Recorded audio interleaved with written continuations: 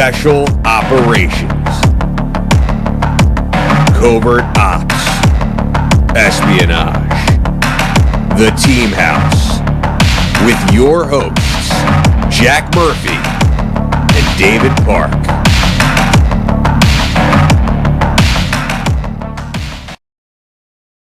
Hey folks, welcome to the Team House. This is episode 106. I'm Jack Murphy here with co-host Dave Park.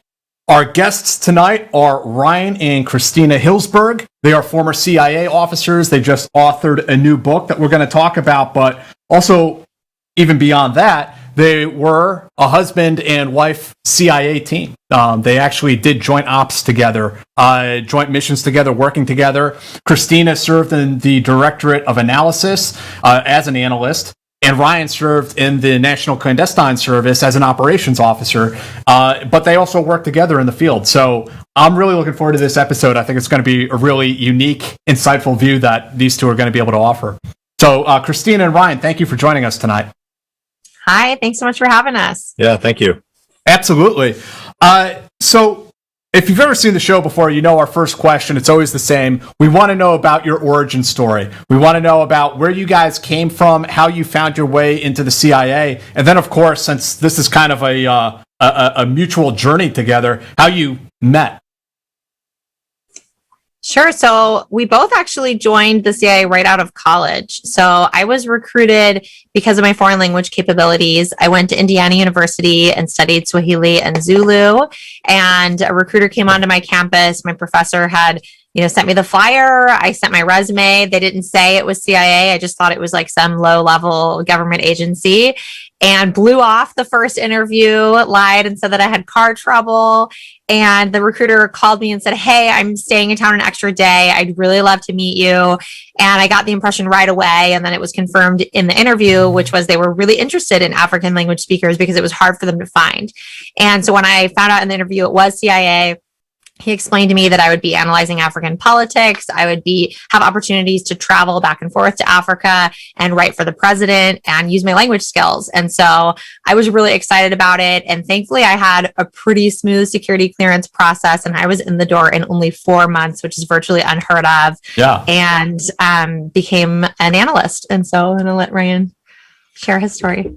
Yeah, for me, I wasn't quite sure. I knew I always wanted to go into the CIA, but I wasn't sure how that was actually done. Watching movies growing up as a kid, James Bond, et cetera, et cetera. I wanted to be James Bond or Indiana Jones. Right. I wasn't quite sure how to get there either way. But at the heart of it, I really wanted to serve my country. My father was in the Army. My grandfather was in the Army.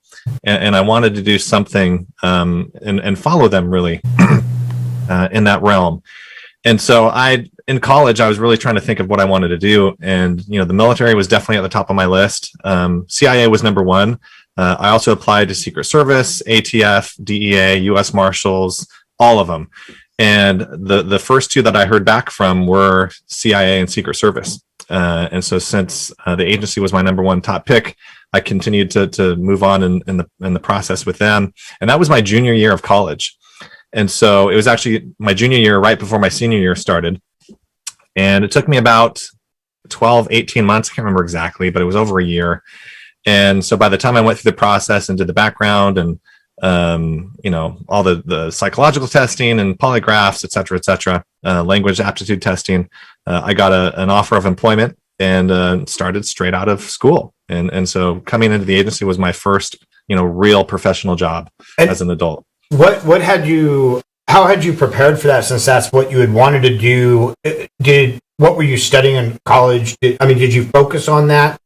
So we're having a lot of talks right now with our kids because our oldest is off to college actually next week over to WSU.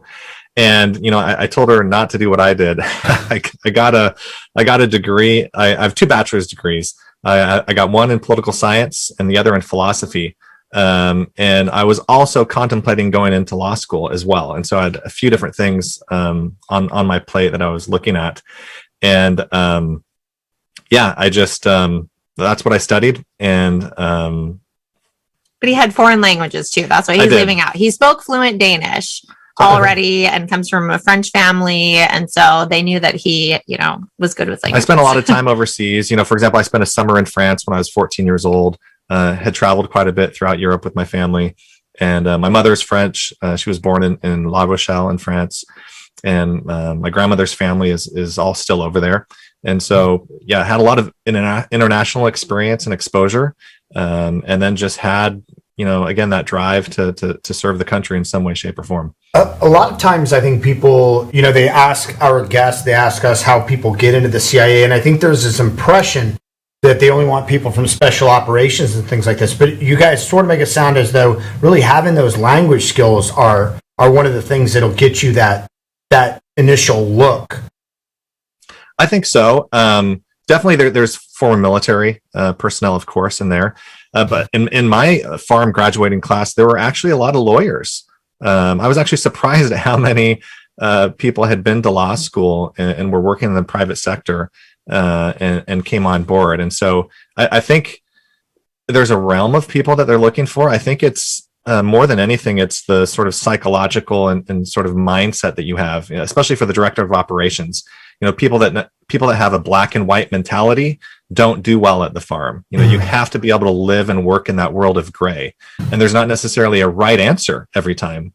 And the phrase that's often used at the farm in training is, it depends. The answer is always going to depend on a number of factors and experiences: the geographic location, the person, the situation, et cetera, et cetera. And so you have to be able to learn and deal with ambiguity and have critical thinking skills. And if you're lacking in any of those areas, and if you truly have that black and white view or mentality of the world, it's going to be extremely difficult for you to get through that training.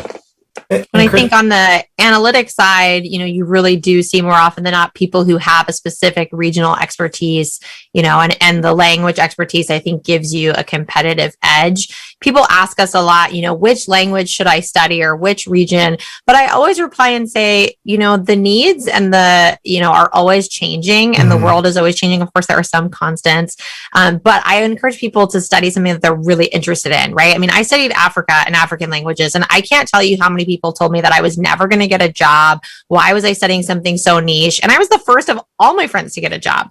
And it was a pretty badass one. So, I mean, thankfully it worked out for me, but I knew that I was studying something that I was really interested in. So whether it was CIA or whether I went the humanitarian route, I knew that I wasn't just choosing something because I thought someone would want, that would make me competitive. Like, it was something that I was truly passionate about. And I think too, I know a lot of people that came into the agency that spoke fluent Russian, or they had Spanish or some other European language.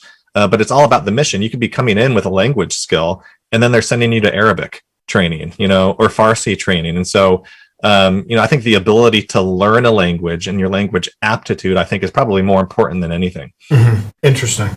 I think this is also a really unique opportunity, since we have both of you here today, is to talk about the difference between NCS and it's called the Directorate of Intelligence now, correct, Christina?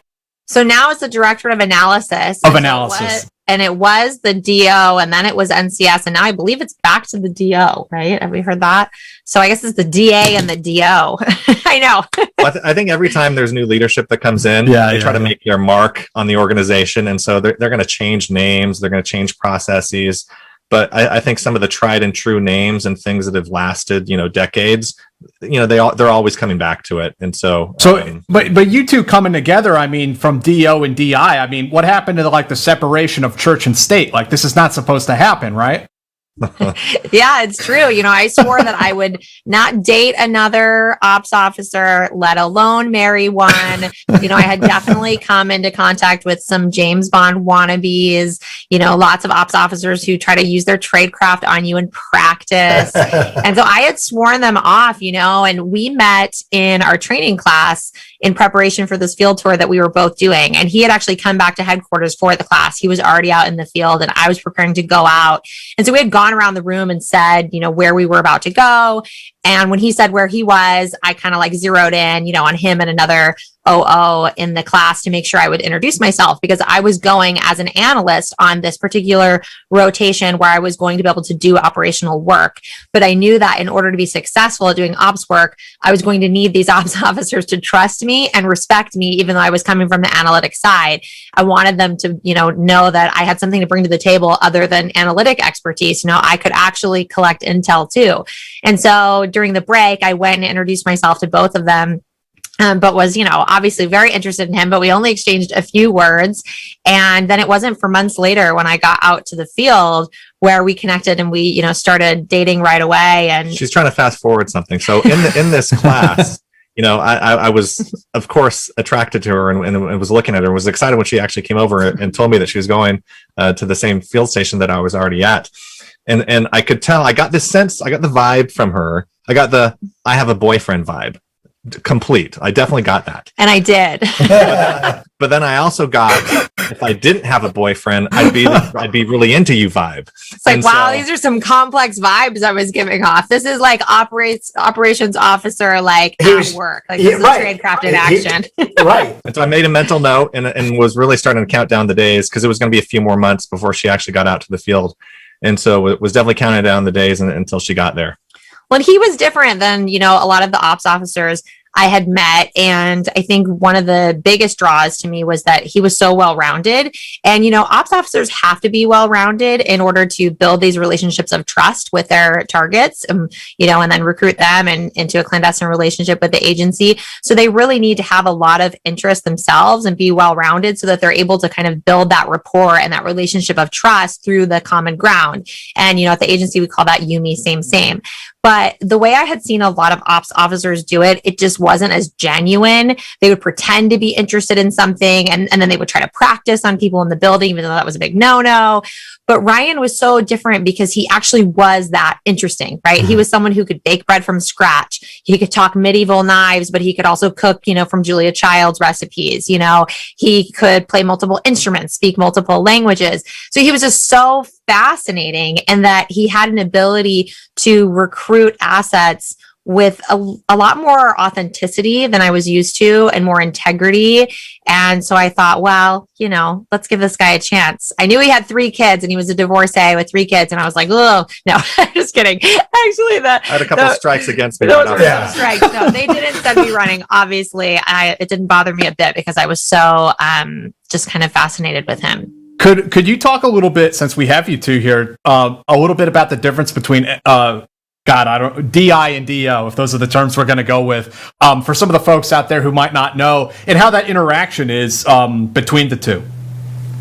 So the DI, it basically all plays into the intelligence cycle. And so I guess maybe we should start with DO. Yeah, I mean, it starts with the DO, the tip of the spear. The tip of the spear, right? And so the director of operations, they're really tasked with recruiting assets, with access to information of interest overseas, whether that's, foreign government officials, businessmen, businesswomen, et cetera, or even, terrorist groups and nefarious organizations.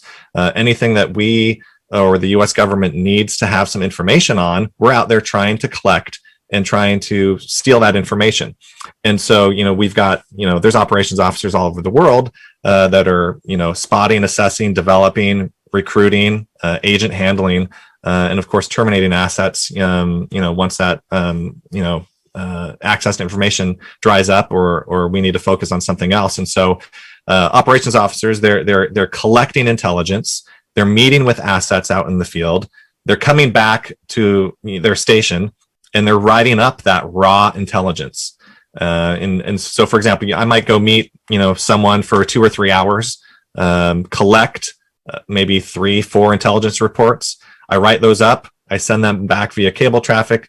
Those intelligence reports then go to Langley, and then that's where the DI comes in.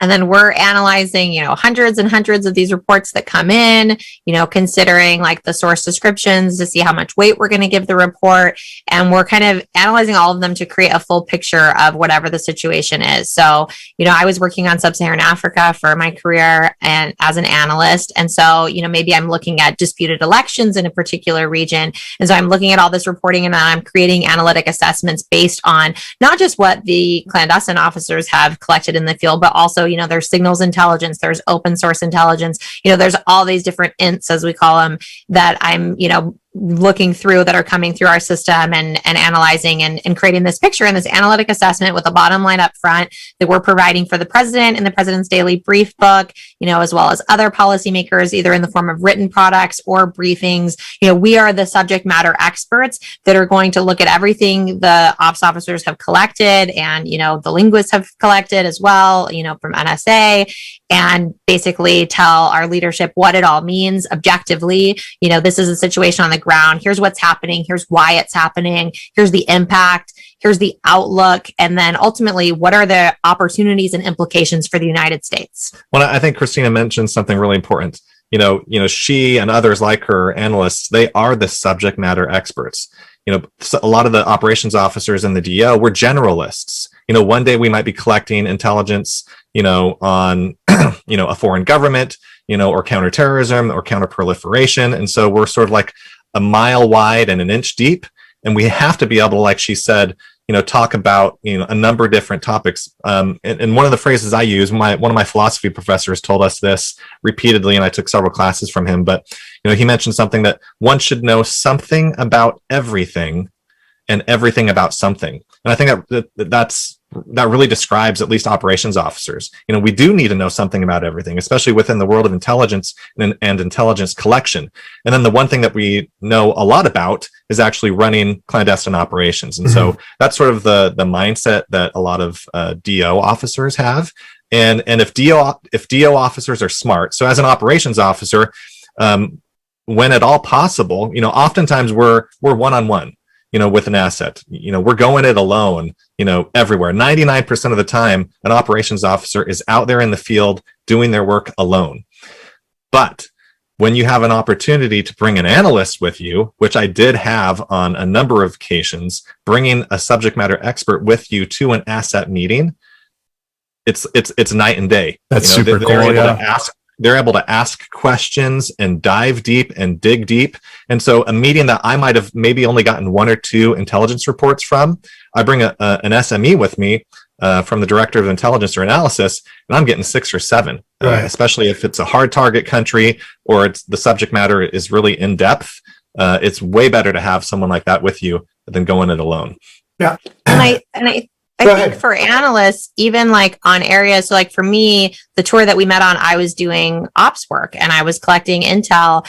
And, I think one of the reasons why I was successful at it was the analytic expertise that I had. So even when I started collecting on parts of the world that I didn't know anything about, because I was so used to distilling vast amounts of information so quickly, albeit on my area of expertise, but every day going through hundreds and hundreds of intel reports and like that practice of thinking critically, conceptualizing papers and writing, quick turnaround pieces, that skill set, then when I started collecting intel, it transferred over. And so I was able to, learn other subject matters and still be pretty quick and get a lot of intel because I was so used to writing and had that analytic skill set. Right. She dominated. So this is breaking down that secular tradition of the separation between church and state. And it sounds like that's a good thing, right? To fuse these two capabilities together. Yeah, and I know they've gone through a reorg like since we've left, and they have more like mission centers at headquarters where they're working kind of more together. That goes in waves, though. We've seen that happen so many times, over the years, where the divide between the DI and the DO is, stronger, and sometimes, and then there's more collaboration. It kind of ebbs and flows. But I think that when you are collaborating, it's just, you get more intel, no matter what way you look at it when you're working together. And because you're coming at it with such a different skill set that can really complement each other, even in marriage. So there you go. Yeah. As like the subject matter expert, would you get like intel reports, things that case officers or ops officers had written that you're like, this doesn't make any sense they were getting fed a line of bullshit because this does not fit into what's actually going on? Oh yeah, for sure. And hopefully, like, you're in a situation where you are friends with your CMO and you can find out more about the source, and you can kind of like be involved in that process and give that feedback. Like, hey, this report doesn't really make sense, or, I don't know, this is why, and here are follow-up questions. But yeah, I mean, we definitely experience that. And, sometimes there are ops officers who are really interested in numbers, and, things will sometimes make it out the door that shouldn't. And I think that's when, the analyst can really help and provide that feedback, and hopefully there's a close relationship there so that you can catch things that maybe don't pass the giggle test. Does the ops officer also have like a responsibility to report, even if it's a totally bogus report, and type it up? And even if, correct me if I'm wrong, isn't there a section in the cable traffic where they're allowed to offer an opinion, be like, this sounds like nonsense? Yeah, I mean, each intelligence report, when it goes out, you sort of give some credence or some insight into your asset. Are they reliable? How reliable are they? How much operational testing have they gone through? And what access? Is it firsthand, secondhand? And so then as an analyst, when you're reading this, you're taking it into consideration, like, okay, this is firsthand access or this is secondhand, and you can kind of weight it as such. From a reliable or, a vetted source, or still, in the process of vetting, not yet, fully reliable, et cetera, et cetera. So how long had each of you been in the agency at the point that you met? We met in 2012. Yeah. Almost 10 years for me. So I had been in 6 years when we met. Yeah. Okay. And can you guys, want to tell us a little bit about your time, your trips, and your experiences up until that point? Up until we met? Yes, up until you met. Sure. Yeah. Yeah. I mean, I had done several overseas tours, and had really gotten into the groove of being an operations officer. I think your first tour overseas, you're really learning and putting into practice a lot of what you learned at the farm. Mm-hmm. And I will say this in terms of the farm and preparation for your first overseas tour, I really appreciate how the agency trains their officers. And, I've compared that to other government agencies and as well as private sector companies. And what I can say about the agency is, they really do a good job of training and really putting their officers through the fire. Being down at the farm for 6-7 months, it's so stressful. It's so strenuous. They put you in really difficult situations with the purpose of, preparing you and giving you confidence. And that hopefully once you're in the field, anything that you do in the real world will hopefully be easy or easier than it was in training. And I can honestly attest, having been in 13 years, nothing that I ever did in the field was as difficult or stressful as what I did in training. And I think that's a really good way of training officers and giving you confidence and peace of mind. And so, it's funny, once you get out to the field, because of the way the training is developed, you've sort of already done it all, mm-hmm. But you've gone up against instructors and ran cases and ran foreign ops, et cetera, et cetera. And so it's like another day, in training, but it's out in the field. And so that first tour is where you're really getting set up for success. And I got to share a story though, because this was pretty funny. My first overseas assignment, I'm there, and getting settled, finding a place, getting settled into the embassy, et cetera, et cetera. But I go out for my first ops meeting. Right, this is the real one. My first real ops meeting of my life. That's not in a training environment. And I'm in my car, and I'm no joke, I'm 5 minutes into my surveillance detection route. 5 minutes in, and a bus cuts me off. I hit a curb, and my tire explodes. I don't even know this story. Yeah, and it was ridiculous. I mean, I couldn't believe this was happening to me on my first assignment. And so here I am. I'm on the side of the road. I'm jacking up my car. Thankfully, I had a spare tire in there. You got to be prepared for anything, right? And so thankfully, I did it pretty quick. I think I had to adjust a couple of my cover stops, but I ended up getting to my meeting on time. But I remember I was so hot. I was sweating. I'm like, how could this happen to me on my very first operational meeting?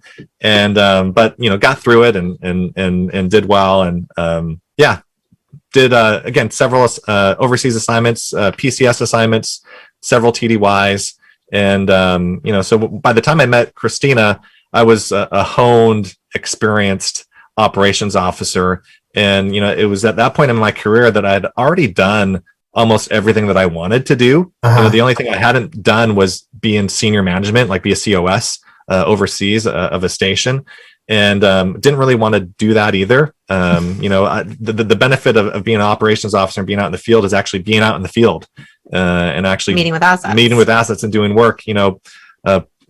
Pushing paper and editing cables before they go back to headquarters. That didn't really seem exciting to me.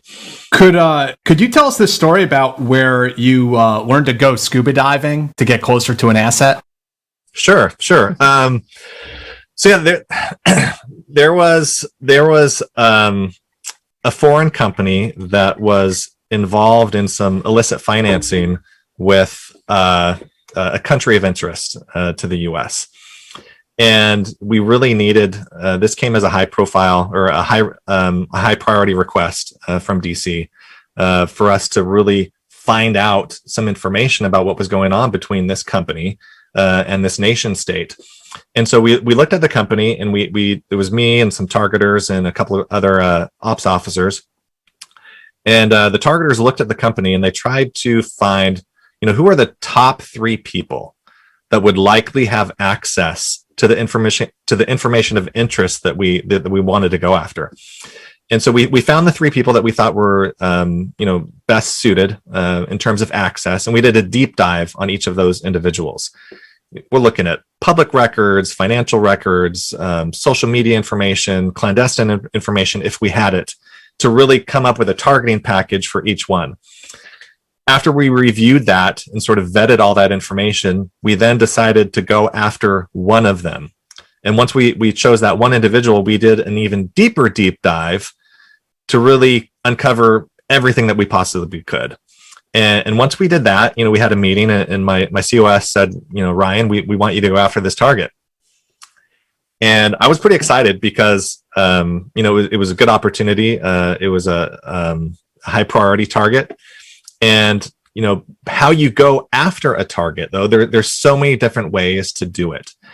And as I looked at this individual and their life and who they were, and, some of the struggles they had, some of the things that they liked, their strengths or weaknesses, what they enjoyed doing, the one thing that kept coming back to me was that this individual, was passionate. The guy loved scuba diving. And in this particular city, there were several different scuba clubs. And he was a member of one of the scuba clubs, and they met weekly. And so as I went through all the information that we had on him, I decided, I'm going to use the scuba club to get close to this individual. And so went and bought some scuba equipment, joined the scuba club. And I think they had their meetings like on Wednesday night or something, and showed up. Now, I didn't just show up, unprepared.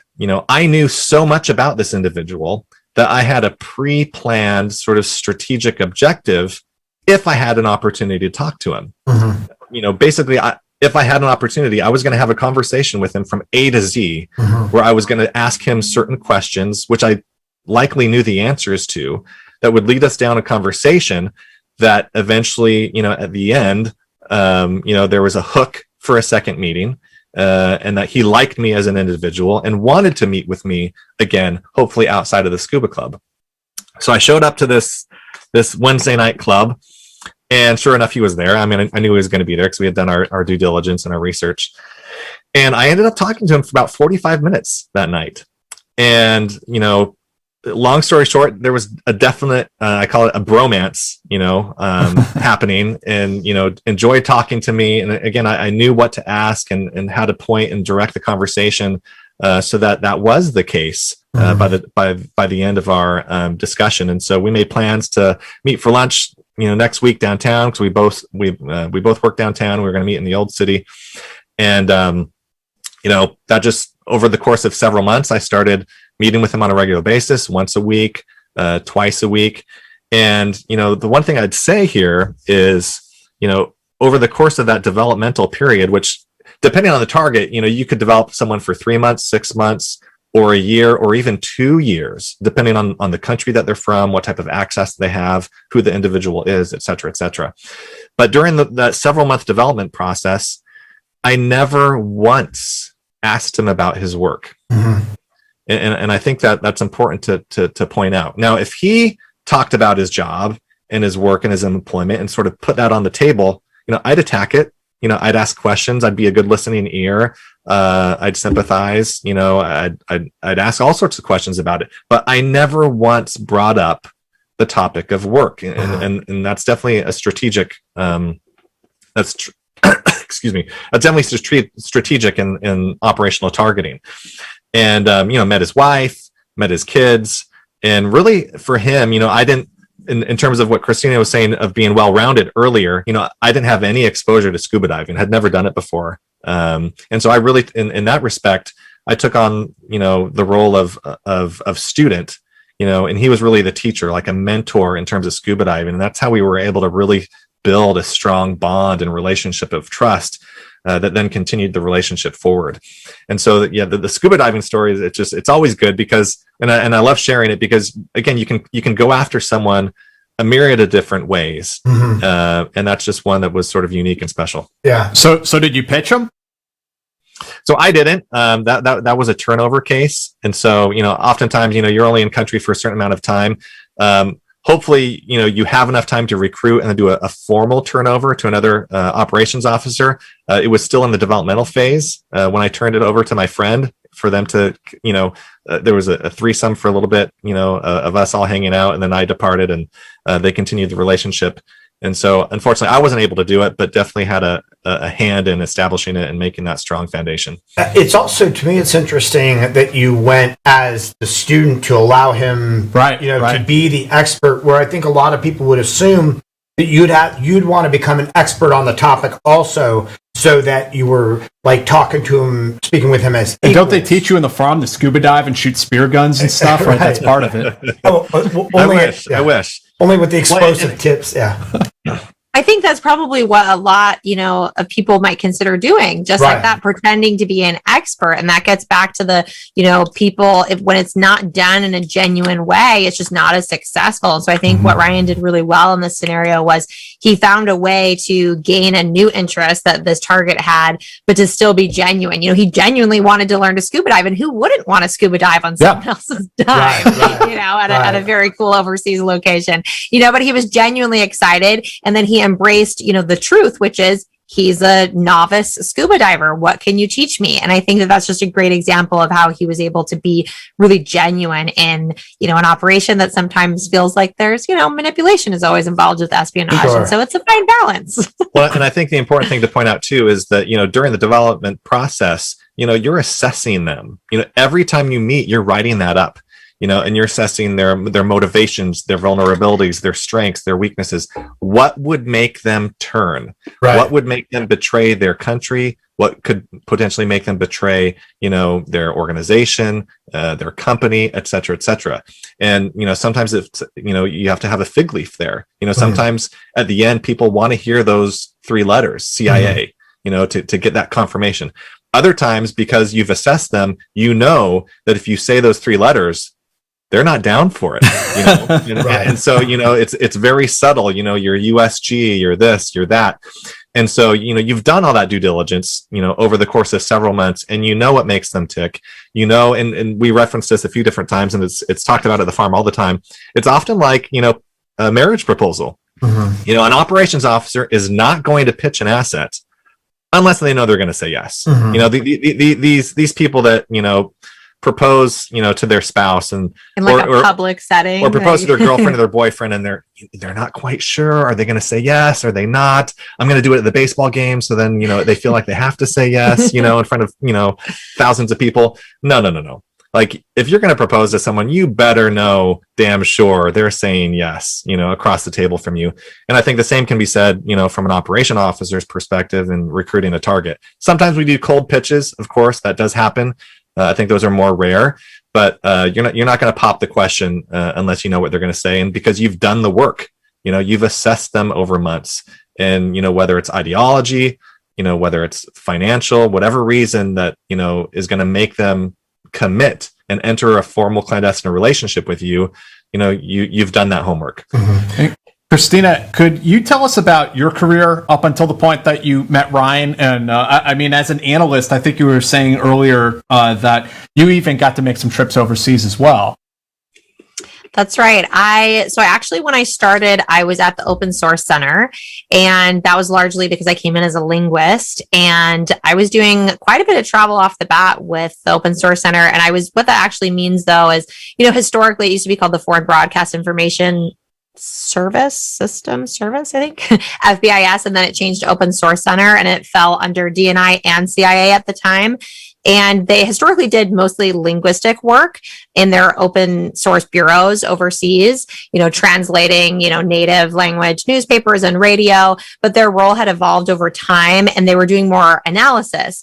But I basically felt like I was kind of at a disadvantage because I was reading all source analysis, but when I was writing my pieces, I could only use what I had found in open source. Okay. And so I did that for about a year, and then I transitioned to the DI and was at headquarters, and then thankfully was still working on Africa, was still able to use my expertise. And I was specifically a leadership analyst. So I was doing political analysis, but it was always focused on the foreign leader. And so I was also writing psychological and biographic profiles of foreign leaders in my countries, so that if our president was either going there or hosting one of those foreign leaders, they were ready to meet with them and knew what to expect as far as, their leadership style, their history, how they interact with people, pitfalls of things not to discuss, ways that they can connect with them.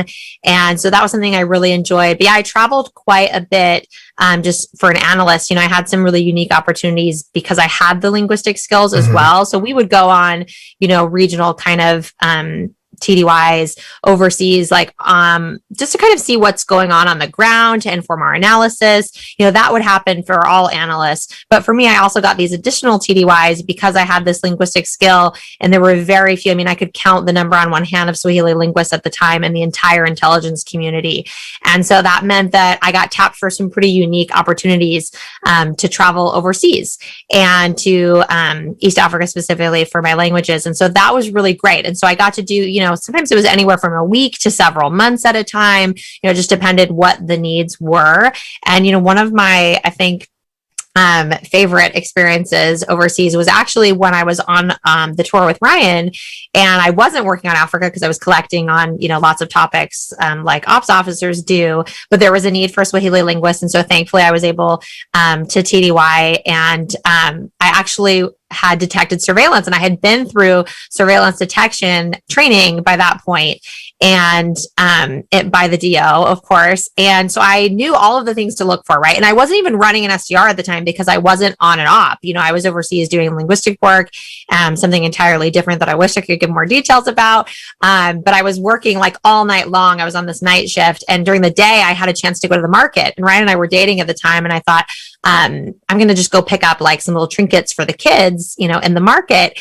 And so I wasn't even, doing anything clandestine, but I realized as I was going through the market, the woman was speaking Swahili into her phone right in front of me, not knowing that I could speak the language, and just giving a play-by-play of my every move to someone in the headphone. Just, okay, she's looking at the bags now. Okay, she's moving in this direction. And I just remember laughing to myself thinking, well, gosh, I went through and this goes to Ryan's point, they prepare you for the hardest case scenarios. And here I'm thinking detecting surveillance is going to be so difficult. And here I am doing shopping, and I just hear them talking, assuming I can't understand them.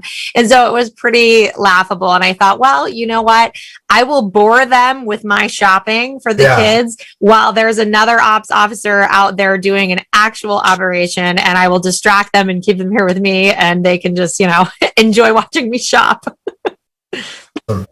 Well, how do you determine when you're in a foreign country and you detect surveillance? How do you determine if that is a foreign service or if it's a criminal element that maybe just wants to rob somebody from America or whatever else? How do you determine who that is that's following you? I mean, you don't, and I think one of the misconceptions too that you see a lot in the movies and TV shows, et cetera, is that you want to lose your surveillance, or that, you're going to run a red light, or you're going to, try to ditch them on the freeway. That's the last thing that you're going to do.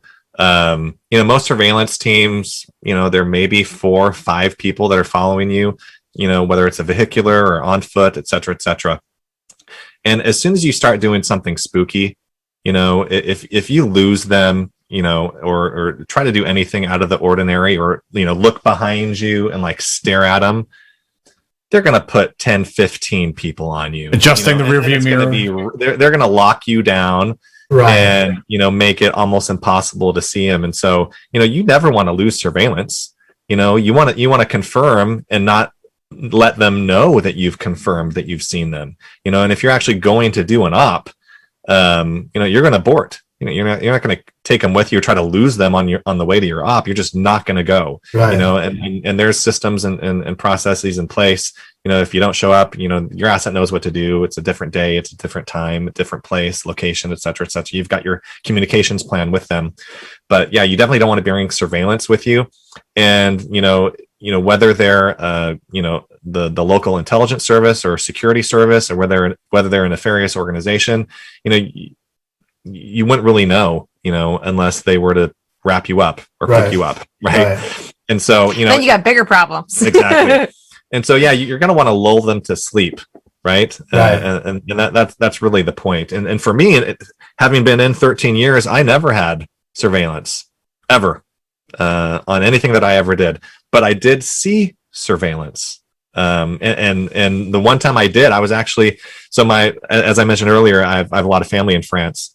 And so I was in France, outside Paris, and it was a small, medium-sized city.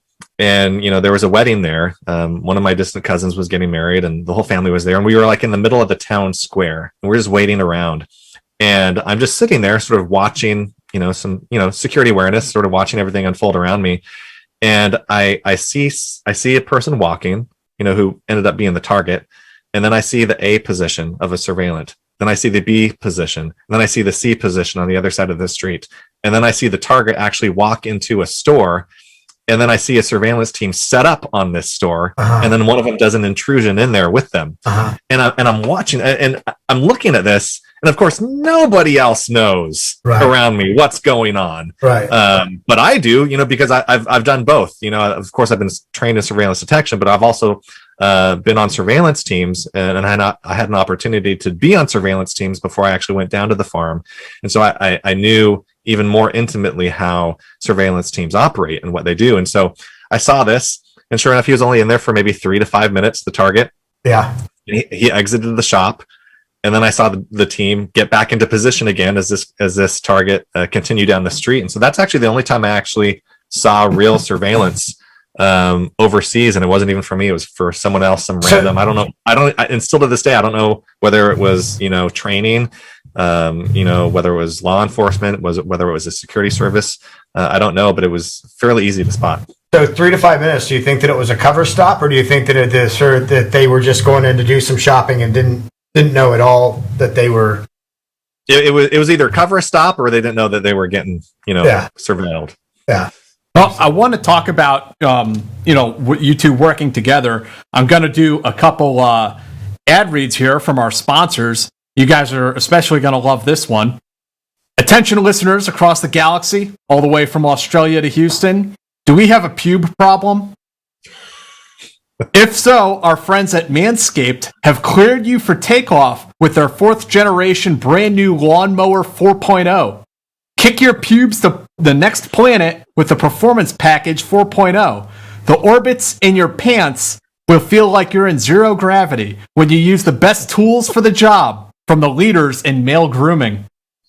Join the 2 million men worldwide who trust Manscaped and get your rocket ready for takeoff by going to manscaped.com for 20% off plus free shipping with the code Team20. It's Team20, guys. Go there now. You get 20% off when you use our discount code. And Jack and I have both used the Manscaped products, and we can't show you on the stream, though. I'm sorry. We don't want to get kicked off. We have shown each other, and it's impressive. It's impressive. So, no, they're nice products, because for any man who's ever tried to groom using like traditional clippers, whatever, you have to be careful, because there's always there's inevitable nicking that goes on, and that's no fun. But the Manscaped, they have a shield on. They have a little light so you can see what's going on down under. All right. The second sponsor of today's show that I want to tell you guys about. No, this is a little bit more tame. Bluebird Botanicals. Bluebird Botanicals is one of the oldest CBD companies in the industry. Founded in 2012, it made a name for itself through quality and transparency. They were the first company to make third-party lab tests for all CBD products publicly accessible on their website. They meet every quality standard in the book, following all federal guidelines for dietary supplement companies and pushing for stricter regulations for hemp companies. The first retail CBD brand in the country to earn its B Corp certification, which means they're dedicated to using responsible business practices and reinvesting profits back in the community. They offer a variety of CBD products. There's a cooling pain relief cream, and they have a United We Chill broad spectrum CBD, which that's the CBD oil that they sell. It's made from cannabinoids from hemp with less than 0.01% THC. So go and check out Bluebird Botanicals. Do we have a website for them, D? Is it up on the screen? BluebirdBotanicals.com. Cool. Team 50 for 50%. Team 50 for 50% off. And I tell you what, I've been using that cream, with the menthol and CBD oil. I don't know if you guys. I mean, like I have a lot of arthritis and stuff due to due to life, and it's nice. I really enjoy it. I really have been enjoying that. So let's talk about now you two getting deployed together. I mean, you told us a little bit about your first meeting. You were kind of getting ginned up for an operation. Pick it up from there, please. Yeah, so we met out here and we actually, out on that tour, and we actually were able to do a case together right off the bat because it was my subject matter expertise. It was an African, someone with access to an African country leader. And so we ran that case together, and that was an interesting one. Oh, is this the mistress case you were telling me about? No, this is the shoe. The shoe. The shoes. Yeah. We had this asset who, he wasn't always particularly truthful. And that's something that, you're constantly kind of assessing your asset and making sure that the information that they're providing you is authentic and true and accurate, and that they are who they say they are, right? And there are various ways that you can do these ops tests. And this person was going to be traveling and meeting with a senior leader of this other country, and had, purported to have this relationship, this friendship with this leader. And so, of course, we wanted him to go with a gift for the leader. And so we had said, get whatever gift you think is culturally appropriate, and, just give us the receipt and we'll reimburse you for it. And he came back and I said, what did you get him? Like, what was the gift? And he says, a pair of shoes. And Ryan wasn't at the meeting. He had another meeting at the time. So I was by myself, and I just said, really, that's such a personal, gift. How did you know what size shoe he even wore? And he said, well, all men from this country wear a size 10. and I thought, really? And he said, yeah, my twin brother, size 10. And I'm like, well, that kind of makes sense, I guess. But, and he's like, yep, all men from this country wear this size. And so I just said, okay. And I took the receipt, and I thought, gosh, that's really odd. And I remember getting back to station and telling Ryan, and Ryan's like, he bought himself a pair of shoes. And I'm like, oh my gosh, you're right. And the thing is, he probably was going back. He was going to this meeting. He was wanting to look snazzy because this was a very senior leader. And the thing is, if he had just been truthful with us and said, right, hey, I'd really like to buy a new pair of dress shoes before I go for this meeting, would you guys be willing to cover that for me? Then the answer would have been absolutely. We want you to look the part. We want you to feel confident and be ready for this meeting.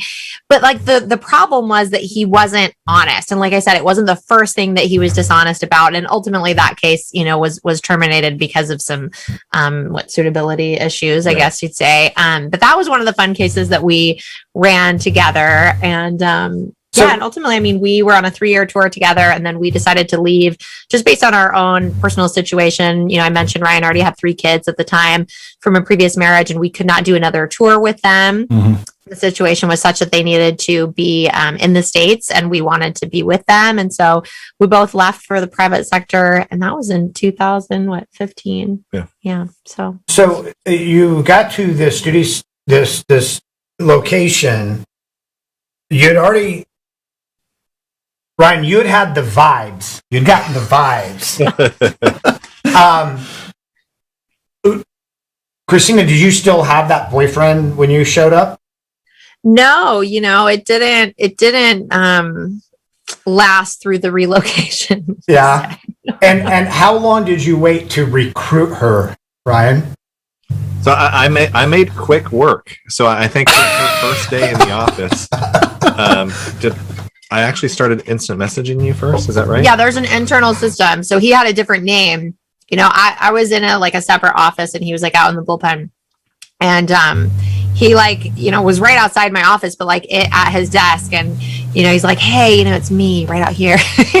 Try to let me know, because he had a pseudonym, a funny name, and we were kind of pinging back and forth. And it's funny because going back to that whole being well-rounded, and at the time I was not very genuine, because I just was trying to make myself sound way cooler than I actually was, because the reality was, I was an analyst coming from headquarters, DC area. Who you are and what you do for a living are basically interchangeable.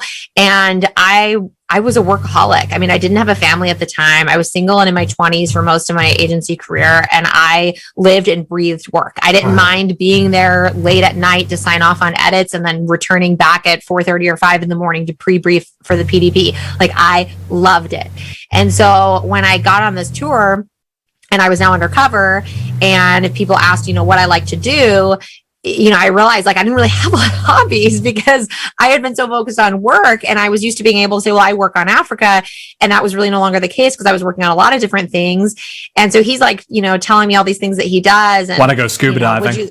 Would you like to do these things with me? And I'm like, sure. I mean, I agreed to go skiing. Oh yeah, I don't know how to ski. Yeah, you can teach me how to ski, and all these things. And I will say that, that was how many years ago? That was 9 years ago. I've yet to ski, but this winter at the end of the season, we bought some, Ryan insisted on me getting some used skis.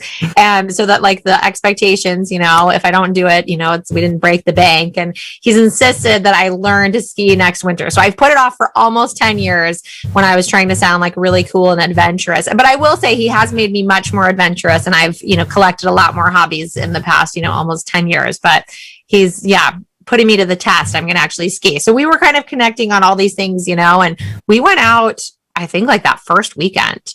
And it got pretty serious pretty quickly. And I think, when there are kids in the equation, of course, I didn't meet the kids right away, but, I think he knew that, you don't really waste time. If there are kids involved, especially once I met them, we knew that it was serious, and, and that we were ultimately going to get married. Yeah. Yeah. That's awesome.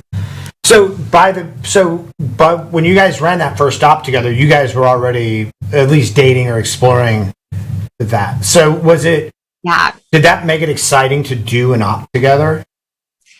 Yeah, it was fun, but it made it complicated. Technically, the rules in station would be it's a nepotism thing. If you were in each other's chain of command, which we actually weren't at all, because I was still considered DI. And so I actually reported to different management. And so technically it should not have been an issue at all. But they were a little bit particular about letting us do some things. So they let us do cases together until we got married, and then we were no longer allowed to, which is unfortunate, because technically from an analyst who does see the world in black and white, a lot of times we weren't breaking any rules. But it was fun to be able to spend that time together. We love working together. I mean, we, having those cases together, and there were a number of other things that we did together as well.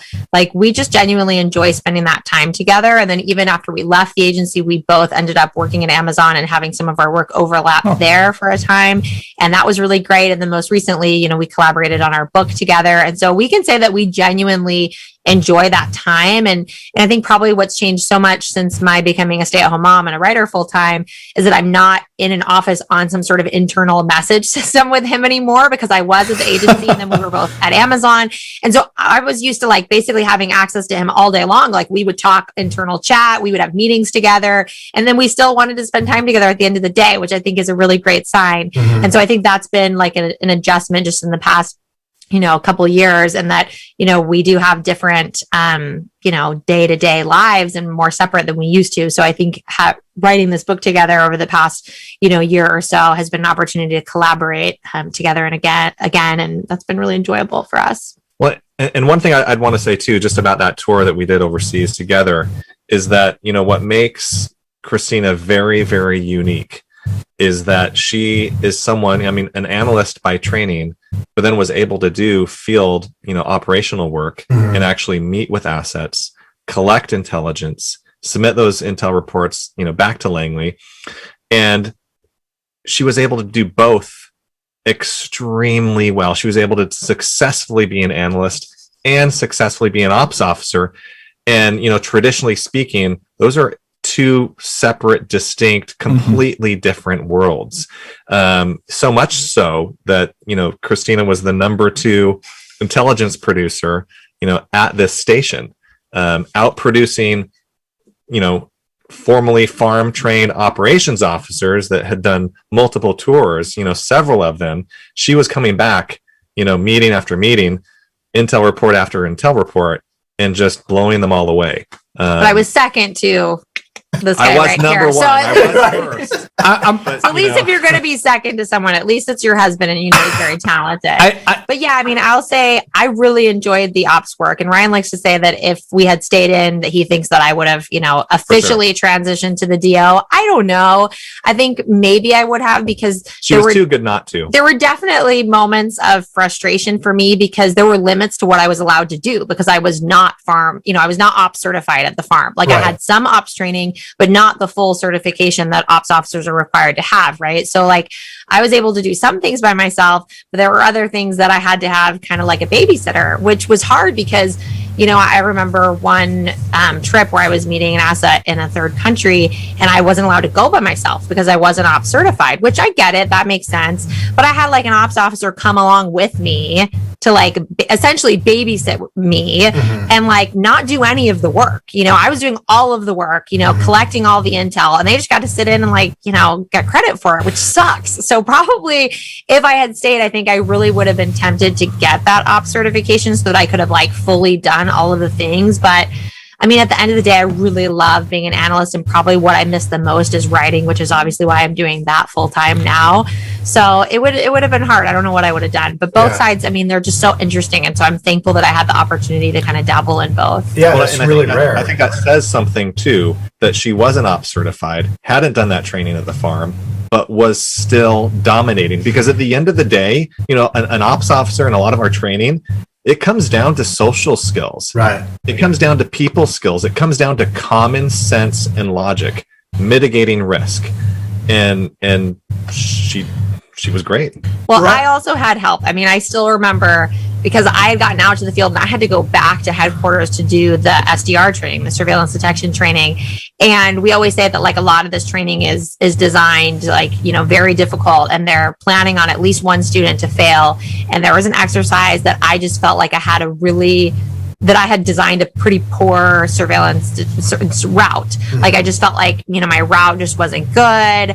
I felt like I must have surveillance on me and I'm just not seeing them because I didn't design a good route. And again, this is training. But like the thing is, when I look back in hindsight, like I didn't see them. Like I could have turned around and like there was no one there, but there was so much pressure in the course, and they design it that way too, that I was doubting myself. And I knew that it would be worse to, call ghost, as they say, like say I had surveillance on me, but there actually wasn't, than to actually miss them and think that I was, black, as they say, but I wasn't, right? And so I played it safe and I made the wrong call. And I still remember sitting pulled over on the side of the road on on the phone with Ryan, and we were newly dating at the time, and I'm just like bawling, like, what am I going to do? I've been in this class for weeks and I've worked my butt off. I've done every run perfectly. Like, it was the night before like my final run. And I'm like, if I don't make the right call tomorrow, like, I'm done. Like, I'm not going to get certified.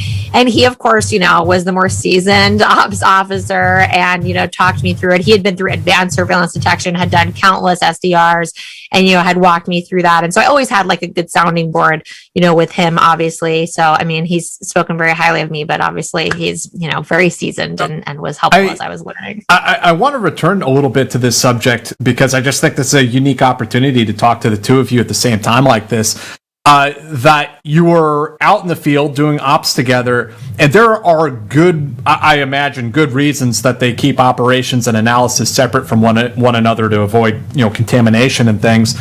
But I mean, based on your own experience, is there a case to be made for a further sort of blending or moving? I guess what I'm trying to say is I realize analysts aren't supposed to run operations, but is there a case to be made for further pushing more in the direction that you two went in?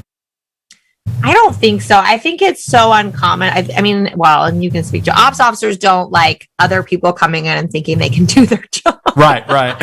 And usually they can't, So I think they would cringe at the idea of there being more of this. I don't know. Yes. Yeah. I mean, I do think that there should be more collaboration in terms of ops officers bringing analysts when appropriate to their meetings, like I mentioned previously, to offer that expertise. Yeah, it's just the advantage that you get from having it's like a force multiplier. Expert. Exactly. Yeah. Can you tell us? I want to hear more about the book, of course. We'll get into that in a sec, but I can't pass up this story about the mistress that you mentioned to me. Could you tell us about that? Sure. So, this is another story. So I'm a director of corporate security. And so a lot of what I do and some of the stories that I tell, especially to the employees, is to really help them understand, why they might be a target. People are getting recruited every day, all over the world, in the private sector, in the government, et cetera, et cetera. And so I really want,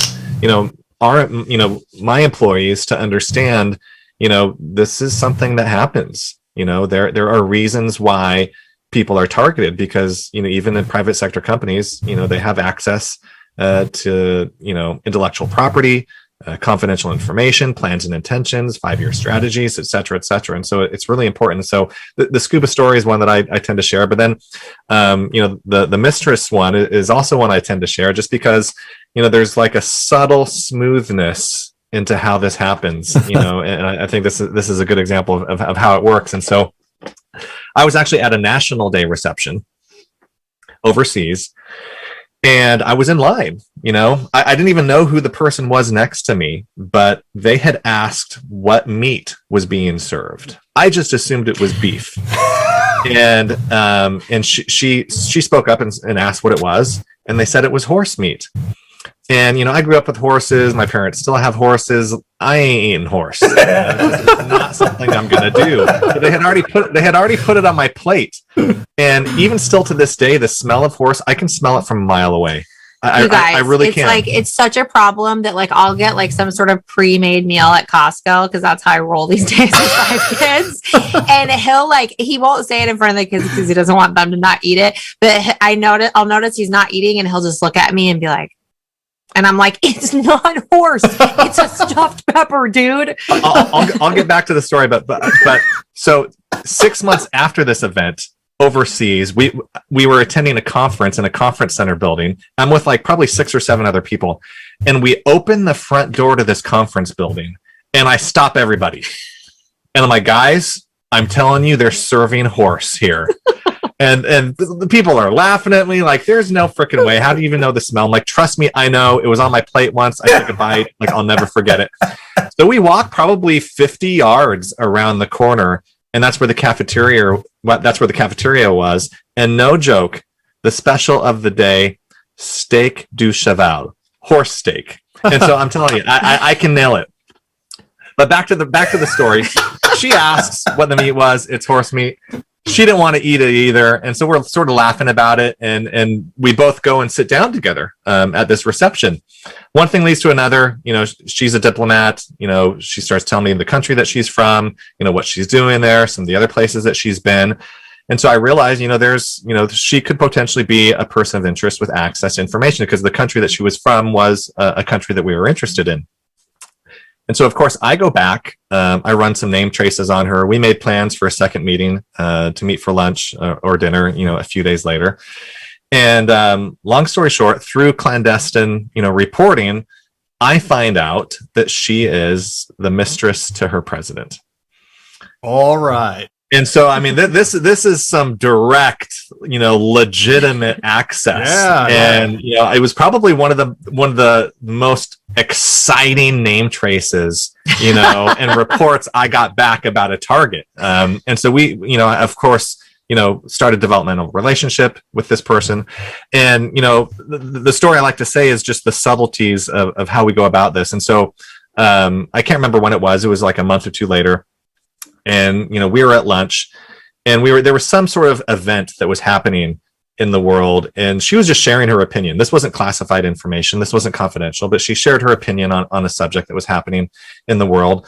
And I basically told her, listen, that's a really interesting take. I've never thought of it that way in that perspective. Do you mind if I share that with Washington? I'm not going to, associate your name with that information, but I'd like to sort of share that perspective with them. And the way I said it was purposeful, right? Mm-hmm. Letting her know that A, her information was valuable. Mm-hmm. B, I was going to protect her, mm-hmm. As the source of the information. And she said, of course. And of course she would say, of course, because it was just an opinion. It wasn't confidential, but, right. Setting those seeds and planting those seeds in the relationship. So the following week we meet back up, and I basically tell her, hey, last week I shared that perspective with Washington. They loved it. Mm-hmm. So much so, in fact, that I got some financial incentives. And, I don't feel like I can keep that to myself, as I got it from you. You deserve at least half of it, if mm-hmm. not all of it. Mm-hmm. And so I had an envelope, I think there was $500 in there. I had an envelope on the table and I pushed it across the table to her and she picked it up, put it in her purse. She said, I'm going shopping later. Right there, I knew, it was simple. It was subtle. Right. But, she provided information. She received compensation for that information. And so I knew that was the start of a very productive relationship. And, probably the best example I can give for her, and she always referred to, early on in the relationship, I knew she didn't know that I knew that she was the mistress to her president, but she always talked about her, an uncle that she had, within senior leadership within the country. And interesting choice of words. And so, she basically knew she was sharing with me that she had, insight, but I knew who the real uncle was. Right. And so she was able to tell me, so the president was actually picking a senior level government official 3 months away. And there were 6 or 7 people that were identified in the media and that the world was watching, that potentially that the president would pick. And, we were sitting down for one of our meetings. And she's like, Ryan, trust me, it is this person, 100%. The president is picking this person, even though there's 6 or 7 other people that are being debated in the military. I mean, that are being debated in the media. The president has already chosen this person. Mm-hmm. And it's priceless to be able to know 3 months in advance through this asset that the president is 100% for sure choosing this individual. The due diligence we can do on that individual in advance, right. The reporting, the assessments, why is he choosing them? Who, what is his, from an analytical perspective, that leader's profile from a leadership some good pillow talk there and psychology. Yeah. And sure enough, 3 months later, that's who it was. Yeah. And that just, is a testament, especially for an operations officer, to have an asset, that type of validation and that type of corroboration. Right. It's invaluable. Ryan, earlier you had said, you talked about when recruiting a source or an asset, the three letter word that sometimes you'll say U.S. government, whatever. What are some of the advantages or disadvantages, the myths, whether through Hollywood or whatever else, that these assets might have about the CIA and things that they think of it, and has it been an advantage or a disadvantage when you're speaking with them? On whether I use those words or not? Yeah, and what are some of the misconceptions that assets or sources might have about the agency? So I think one of the biggest, and then not just assets or sources, but just the public, the CIA does not blackmail people. We don't. We don't force anyone into a relationship with us. It's a two-way street. I remember Snowden was giving an example of some situation that was happening in Europe where, and the country that he was talking about, where, the CIA officers were planning to get an asset drunk, right? So then, the local police service would pick them up, and put them in jail. And then the agency would then come in and save the asset and get the charges dropped. And that would be the start of the relationship. So this was one of Snowden's examples from his time overseas. And I heard that and I'm like, that's poppycock. Like that would never happen. We would never put one of our assets or one of our sources in jeopardy by helping them to get drunk and then putting them in a car to drive. That would never happen. Like drawing attention to them. Yeah. That country that he was talking about, we don't have a liaison relationship with the police or even their intelligence service. Right. And so, we wouldn't let them know who our target was. They had P&G'd several of our officers over the, 10 to 15 year time frame before that time. And so it's, even people that, are in the intelligence field, sometimes it's not just the public, even people, like Snowden just didn't understand. He wasn't an ops officer. He wasn't trained, he didn't have any of this farm training. But these ideas that people have of how the CIA, does business is really wrong. The lengths that the agency goes through, not just to protect sources and assets, but even, for whatever reason, if they pass away, looking after the next of kin from a financial perspective, it's amazing what they do. And so, blackmail, it's not in our playbook. Some other intelligence services, they do that. They try to get, people in compromising situations, on video, on tape, et cetera, et cetera. That's not what we do. That's not good for business. We want people to know and that we take care of them, that we provide for them, that their security is our number one priority. And so I'd say that's the big one. I'd say another one is, at least from an employee perspective, the CIA is probably the most family-friendly organization I've ever been a part of. I've had some personal issues in situations while serving overseas.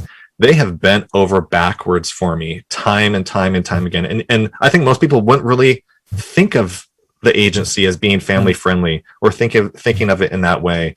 And, I've got multiple examples and experiences where that was 100% the case, and was so thankful for their flexibility and their focus on family and helping me get through some of those personal issues that I had overseas. It's, people just don't really see that. They watch the movies and they watch TV shows, and, oftentimes we're portrayed in a certain light. And I think assets, also see that and they're not quite sure. So that's why I think some of them are afraid of hearing those three letters, right? But because as an ops officer, you've created that foundation of trust, and there's something special. And I think this is important to highlight too. There is something legitimately special with an assets first case officer. I had an asset that had been on the books for 30 years, and still the fondness by which they speak of that first ops officer that recruited them. It is a bond that transcends time, relationships. There are better ops officers that have worked with them over the years, and not just this asset. And he's still asking, like, when's Bill coming back? Yeah, no, and like wanting to know about Bill. Is he okay? Please give him my best. Yeah. And it's that bond, right? And so even though they might have some hesitation with actually, helping to commit espionage, and don't want to hear those 3 letters. Right. That bond is so strong. That trust is so strong. And the ops officers have done such a good job of enabling and fostering that trust and foundation to the relationship. They say yes. They want to say yes. They're destined to say yes. And I think that's important to note. So, and that comes into play into the assessment and, how you pitch them and whether you say those 3 letters or not. So you don't show up to a meeting with a photo of the asset's daughter at school. Or make nasty videotapes in a motel room. That kind of thing doesn't happen. Would never happen. So, well, and it's fear is the worst motivator, right? Yeah. Motivated by fear. I mean, you can't have a trusting relationship. You have a hostile asset. Yeah, built on blackmail. You can't, or it's again, it's not good for business. And so that's not something that we do. And I think that's one thing that people are sort of surprised to hear, because they think CIA, assassins and, all this stuff that they see in the movies. And, it couldn't be further from the truth. You told us how, why you left the agency, understandably, living that overseas life got difficult and also having a family. Talk to us about why you decided to go public, so to speak, and write this book and what the book is about. Sure. When we left the agency, I always knew that I wanted to write a book. And so it was something that I wanted to pursue and had worked on an initial manuscript myself. And then we came up with this idea together to write this parenting book. And the book, I actually have it here. It's called Licensed to Parent. I don't know how the lighting is, if you can. There you go. There we go. Licensed to Parent, How My Career as a Spy Helped Me Raise Resourceful, Self-Sufficient Kids.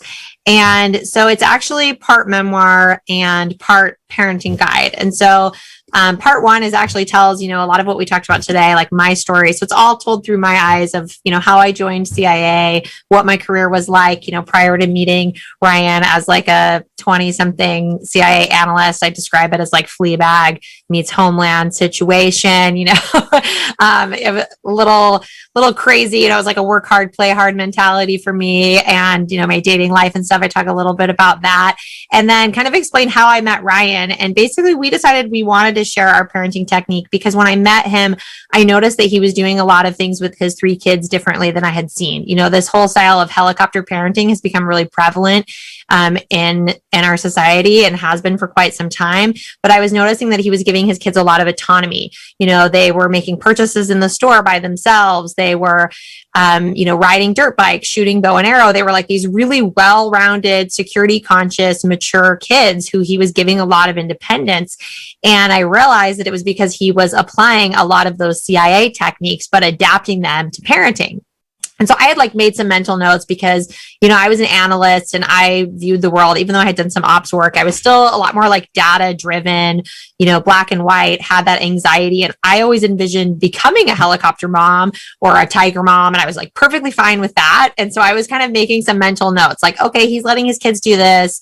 They were 6, 8, and 9 when I met them. And I thought, well, the train has already left the station. They all ride motorcycles. That's fine. But my kid won't, making these mental notes. But what I found was, so we've since had 2 additional kids together, so we have 5 now, is that I was having this anxiety after our son was born. And I realized that I needed to find a way to parent from a place of strength instead of a place of fear. And so I had viewed my CIA life as one sphere, and then my life as a mom as this totally separate sphere. And really there is so much overlap. I think of it more as a Venn diagram, because so much of these skills that we learned at the CIA are really to prepare us for the world, to help us navigate whatever life throws at us, whether it's in operations or whatever it is, as you're out in the field. And really that's what we want to do for our kids. We want to set them up to be successful in life. And we do that through adapting these CIA techniques to teach them, to be well-rounded and security conscious. And so we decided to, go public and tell this story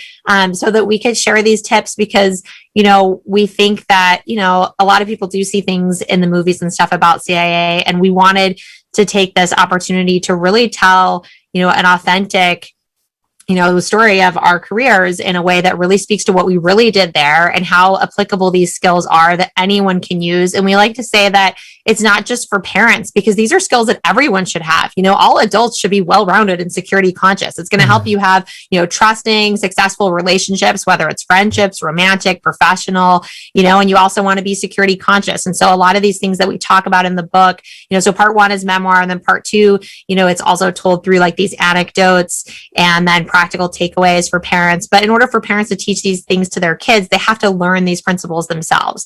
And it's everything from like what you would think of, like the more physical skills, like how to spot and avoid danger, being prepared for emergencies, but then also, the skills that you don't normally associate with espionage, like how to communicate, how to write. I mean, we talked a lot about, writing up the intel reports, but then writing analysis. And, those are skills that we want our kids to have. We want them to be able to communicate. We want them to be able to navigate technology, learn this art of persuasion, like Ryan was talking about, planting the seeds.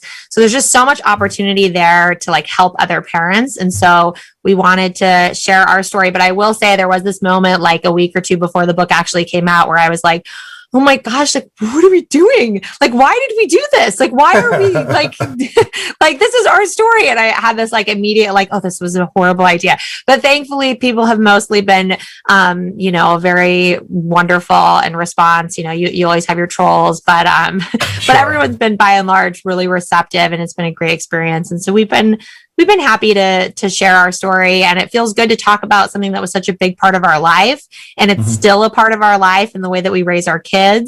And our 4-year-old is on a motorcycle, I will say. So I came around, and that's the thing, like in the book, I do kind of, you see how I was skeptical of some of these things, but how I came on board with them. And it's not because, in the CIA, they ride motorcycles or shoot bow and arrow. Right. Those are just examples of things that we do to make our kids well-rounded, and we talk about motorcycles as a possible alternative transportation if, there's an emergency scenario and the roads are impassable by cars. But it doesn't have to be a motorcycle. It can be a regular bicycle or an e-bike or a scooter. There are so many different options.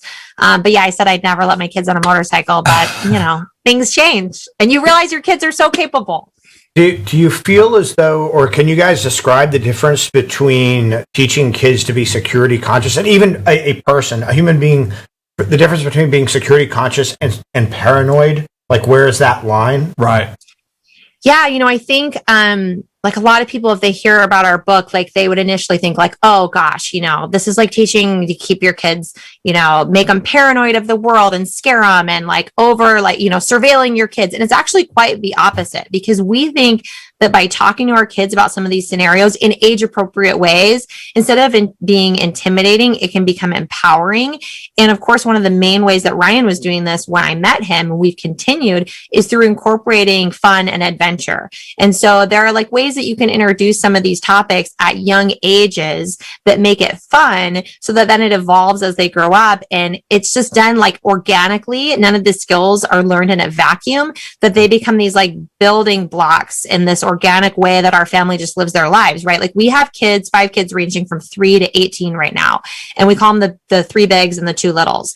And so like the bigs, they've been learning these things their whole life, but it's just such a part of like how Ryan has instilled this like spirit of adventure in them, that they're not paranoid. It's just, they know like if something were to happen, they know what to do. It's kind of instilling this idea of thinking critically, which is such a big deal at the agency as well. Well, what's funny too is that it's just been so organic that it's just part of who they are, and they just assume other kids know these things too. And it's been funny to watch our teenagers, especially when we're going on vacation and they're bringing their friends with them, and we're having conversations around the dinner table or around the campfire or down on the beach, and to see the surprise in my kids' eyes when they're talking to their friends about a topic and like they don't know anything about it, and they're like, wait a minute, like whether it's loyalty or promises or getting off the X, or persuasion, they've been given these skills that, not that they've taken for granted, but in many ways they have, because again, it's just been part of their daily life. Right. And it's only when they've talked to their friends and started asking questions and having me there too. And then their friends are starting to ask me questions. Oh, I wish my parents would do this. Oh, I wish my parents would do that. That I've seen my kids look at me and they're like, oh, okay. We've been set up for success here. Yeah. Yeah. No, that's fantastic. we talk about, different ways to use this with your kids. And I think one of the great ways is that because we've had, toddlers and teenagers at the same time, that we're in these like different life stages all at once. And so we talk about, ways to introduce this idea with a 3-year-old, but then ways to talk to your teenagers about it, and because everything is different depending on your kids' ages, but also depending on families. Families are going to have different levels of comfort, with things in the book. And we just kind of encourage people to take what works for them and adapt it to their family to what extent feels comfortable.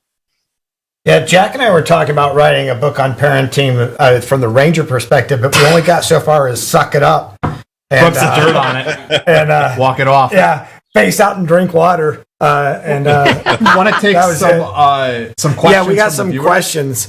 No, the book sounds absolutely fascinating. We're sorry that normally we have an opportunity to read people's books, but I don't think we received a copy. We'll get one from but Christina. we will get one, I'll fix and that. it I will sounds definitely make sure fantastic. that happens. Richard, thank you. Love. He says, "Love linguist!" Exclamation points. She's pushing resilience. And Dickie Discord's dailies. Ryan, what does corporate security entail? So corporate security, I mean, it depends on the company, of course. There's companies that have a small corporate security program, to medium to large, but basically it's, securing personnel, securing facilities, and securing, intellectual property, whether that's physical, whether that's electronic, et cetera, et cetera. And so it's people, places, an IP product, again, depending on the company that you have. And it involves, also developing policy, developing training. I think probably the most important aspect of security, especially from a corporate security perspective, is training employees, socially, having a security culture there and socializing, security awareness. And a lot of these security principles for them, because, through training, you're then equipping employees to be proactive, and preventative as opposed to reactionary. And so that's something that I've stressed at Amazon and at CGen, where I'm currently the director of corporate security. Training is probably the most important aspect of any corporate security program, and ensuring that the employees are also equipped to handle, any incident or situation that unfolds, and to empower them as well. Jackson, thank you. What was your experience with Ground Branch like? Additionally, how difficult is it for a case officer to become a blue badged PMOO in Ground Branch? Guys looking for career advice. Yeah, so definitely Ground Branch is made up primarily of former military personnel. I was not in Ground Branch, but definitely did some ops with some of them. Ground Branch, they're primarily located sort of, in the sandbox type areas, war zones, et cetera. And, you definitely need, preferably a military background. There are some people that don't have a military background in there, but I'd say the most part, most of them do. And so, that's definitely a priority to have. How to actually get in, that I don't know. I don't know a lot of people who transitioned from that to GB. I don't know. Yeah, and there's like public recruiting, just like there is for any other job in the agency, to go into SAD. If people, you're retiring out of the military, there's a whole program to get you into that. Well, the website is great. There's so many resources about, it's like a lot of people often don't realize, like, you can actually find so much about like the different career tracks for CIA online. And it's not like a secret or mysterious or anything like that. Like, Christina's not being facetious. Like, there really is a website. Yeah, there is. Yeah, actually, it's funny because when I have to tell this story, when I first started, this is like, it's in the book. It is embarrassing, I will say, but my first day at headquarters, so I had done all of my like processing at satellite buildings. And my first day I was going into headquarters and I had never been, and I was like 21 years old. I had like very little life experience, which is why I got through the door so quickly. I hadn't really been anywhere apart from Africa. And my parents had like, this was like MapQuest days, you guys. And so like my parents had like MapQuested it and printed it out for me, but like they didn't tell me that they didn't put in the address. Like I think they I don't know, like my stepdad just put in like some random like coordinates close to the agency. I don't know what happened. There was some sort of communication breakdown.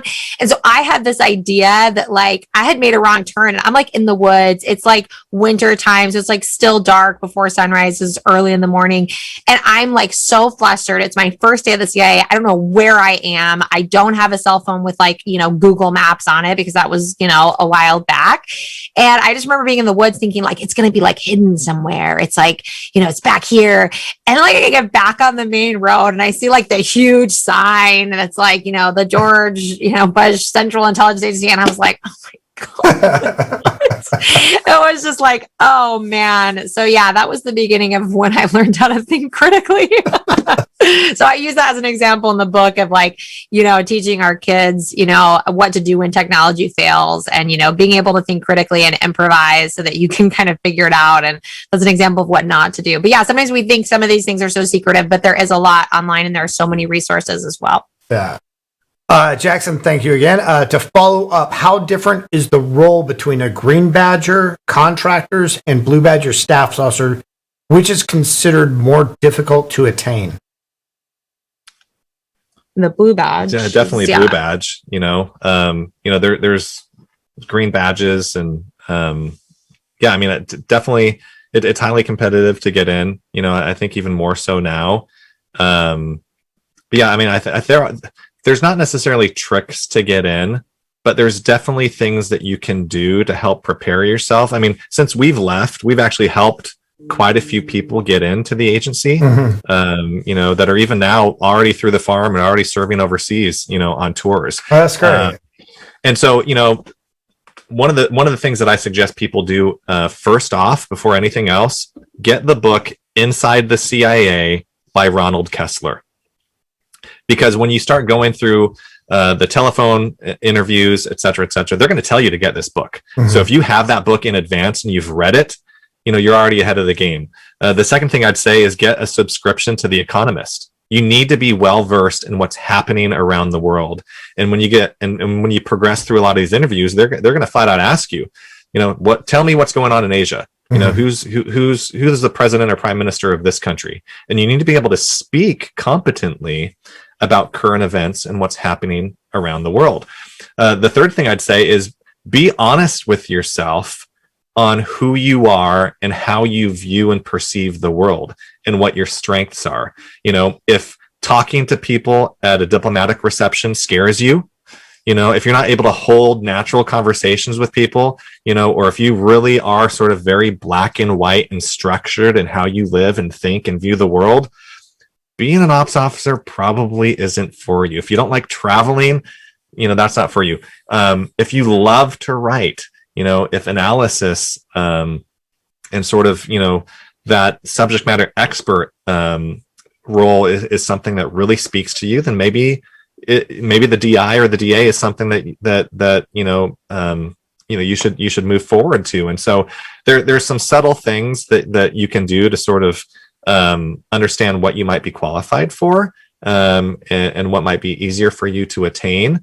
And then I think if you're honest with yourself and you find those roles and that speak to you naturally, then that's definitely the road that you should go down. There are people that that might just be an SME, and they're so black and white, but they just want to be an ops officer, and they're going to do anything they can to do it.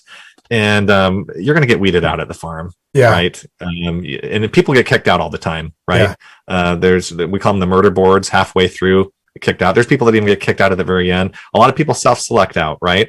Like, so you're down there in training, and you just realize, what, this just isn't for me, or you fail, and this is something that we talk about in the book too. But failure is so important at the farm. They teach through failure. It's through failing, oftentimes that's how you learn the best. And so people that aren't accustomed to failing and people that don't take criticism well, you're not going to make it through the farm. It doesn't matter how good you are. If you can't accept criticism from your instructors, if you can't learn when you've made a mistake and do better next time, you're gone. And I've seen those people gone. And so that mindset is also really, really helpful. And then understanding the idea of perfection is the enemy of the good. Knowing when good is good enough. And people that get fixated on writing the perfect report or doing the perfect op, they're going to spend way too much time doing that. And then they're up till 1 a.m, 2 a.m, trying to write it, or strategize for it, and then they get little sleep. And then the next day they're up at 5 a.m, 6 a.m, and then they're making mistakes the following day because they're tired. So knowing when good is good enough and not trying to be perfect, it's not just extremely useful for the farm, but it's a life skill, even in corporate America. It's an important lesson for people to know. If somebody had their sights fixed on working for the CIA, they're like, I want to serve my country. I want to be part of this organization, but I don't know what I want to do there. I don't know what I would be good at. Can they just apply and trust that the recruiters, if they like their skills, that the recruiters will pick a place for them, or do they need to have an idea where they want to go? I don't know. I mean, it's been a while since we've gone through the recruiting process, but I mean, I think they do need to kind of select specifically what they're going for, because I think each application process is a little different. The interview process, like the things Ryan went through in his interview process, is very different from what I went through. I mean, it's possible in some situations someone might interview for something, and if the recruiter, thinks like, okay, well, this person was interviewing to be, an OO, but I actually think they would be better fitted. Like, it's possible that they would pass on the resume to a different recruiter. But I would say the more you know what you want to do by doing that careful research and target, your path, the better chance you have of making yourself competitive.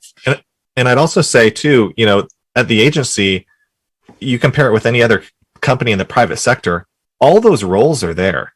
Whether you're talking about human resources, whether you're talking about PR, there's even medical doctors at the agency. And so anything that you do in the private sector, there's equivalent jobs at the agency that you can apply for, that are just sort of normal logistics, for example, support functions. And for those listeners that may not know, there's 4 primary directorates at the agency. There's the Directorate of Operations, there's the Directorate of Analysis, there's the Directorate of Support, and then there's the Directorate of Science and Technology. And those are the 4 major directorates, which, all jobs fall under. And, staff employee, blue badge type jobs.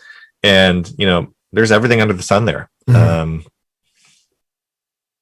Fascinating. Jerry, thank you very much. As an agency analyst, did you create a spider web?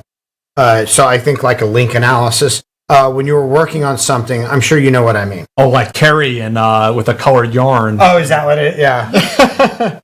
Yeah, we used a lot of different we call them structured analytic techniques, where sometimes you would do things like that, and ways that you can kind of look at different analytic situations, like analysis of competing hypotheses and scenarios analysis. And there's a really great book, but now I can't even remember the title, but about some of these analytic techniques. And I think it's called maybe it's just called structured analytic techniques, but it's available because I've since left. It was one that we used in training, and you can get it.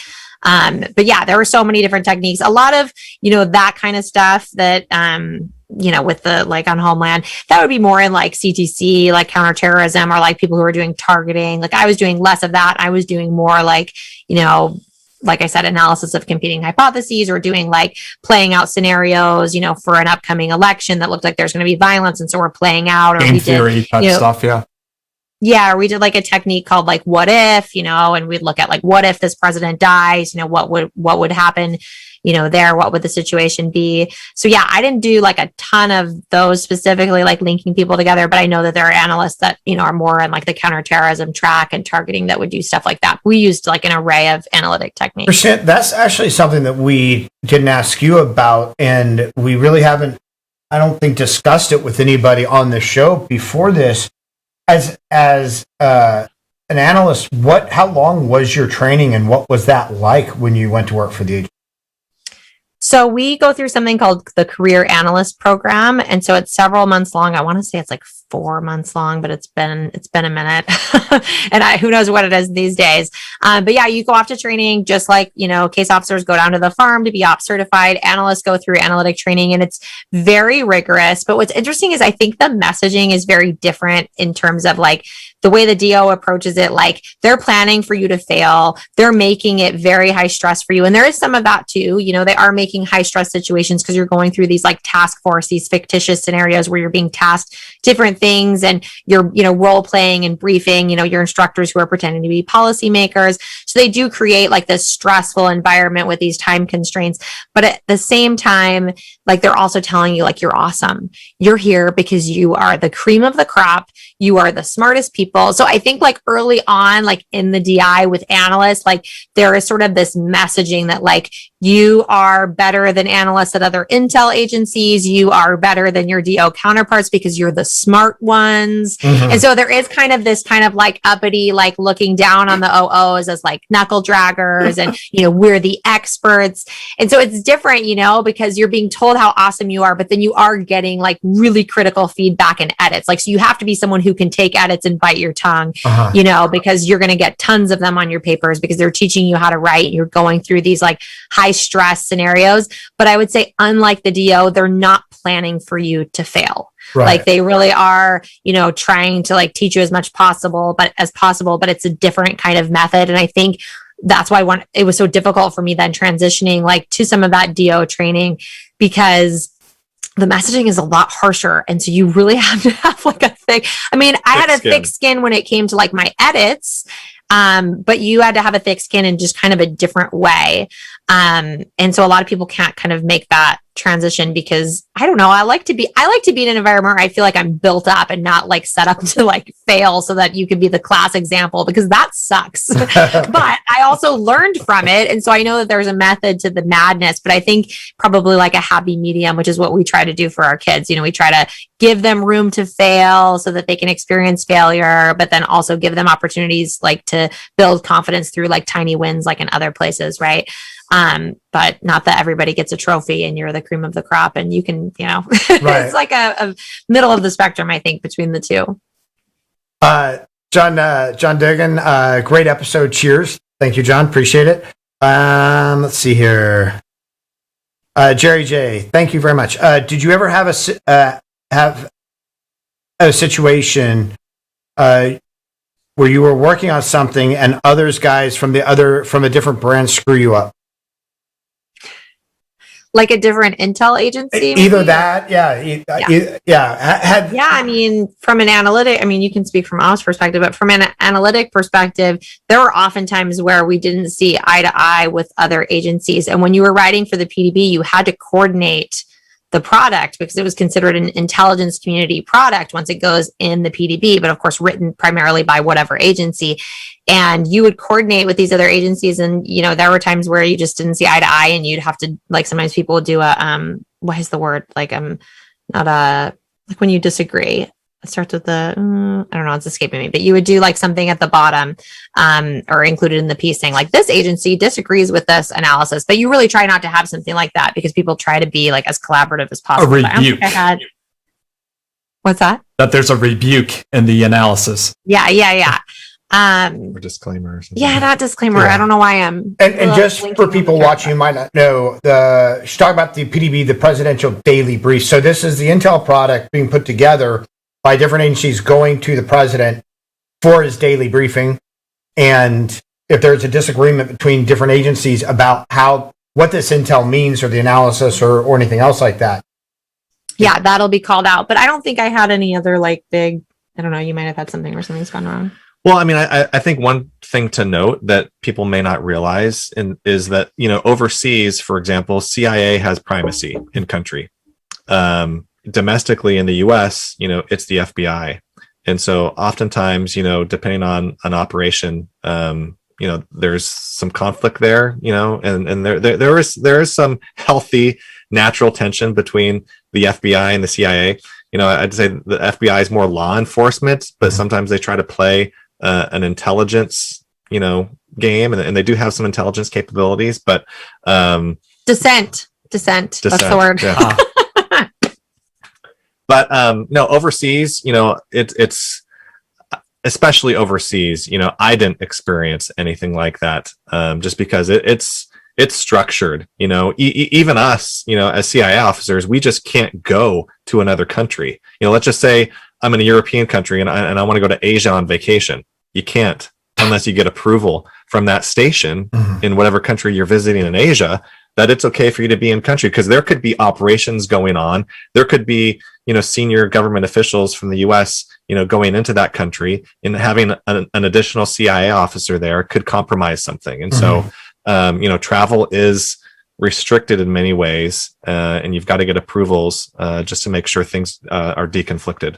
I think that's one of the liberating factors of not being it anymore. Of course, when there's not a global pandemic going on, Right. If we wanted to pick up and leave and go anywhere in the world tomorrow, we could, and we don't have to ask anyone for permission. And I think that, I don't know, that's a good feeling to me. Even if I never go anywhere, I like just sort of knowing that no one has control over my life in that way anymore. I don't know. Now, granted that you don't need anybody's permission, but due to previous trips or previous travel, or maybe if you traveled someplace in alias, are there concerns about, what happens if I pass through Heathrow and have biometrics, or what, or we can't take the family on a vacation to this place? Are those considerations that you have to? Yeah, we're laughing because yes, that is a problem. But Ryan traveled somewhere in alias that I would really love to go to, and have had an opportunity to go, and it hasn't worked out for other reasons. But I will go at some point, but he won't be with me for that exact reason. And I still remember when he did the ops trip there, and he was planning it out, because we were on the tour together, and I was reading the ops cable. I'm like, you can't go there. We're gonna go there. We're gonna have this there. And he's like, well, this is the best place for my meeting. And I'm like, but you're going in alias. Oh, it'll be fine. And yeah, that's definitely a concern, especially with biometrics. And it's a problem, with the advent of technology. I think from an espionage perspective and intelligence operations, not just the CIA, but other intelligence services, we're having to go old school. Yeah. Just having a phone on you, having any type of technology on you, it's easier to be compromised. Yeah. And so, you have to think twice before you go somewhere, especially in alias, sometimes even in true name, depending on what your cover is. And, technology is great. It helps us, especially from a SIGINT perspective.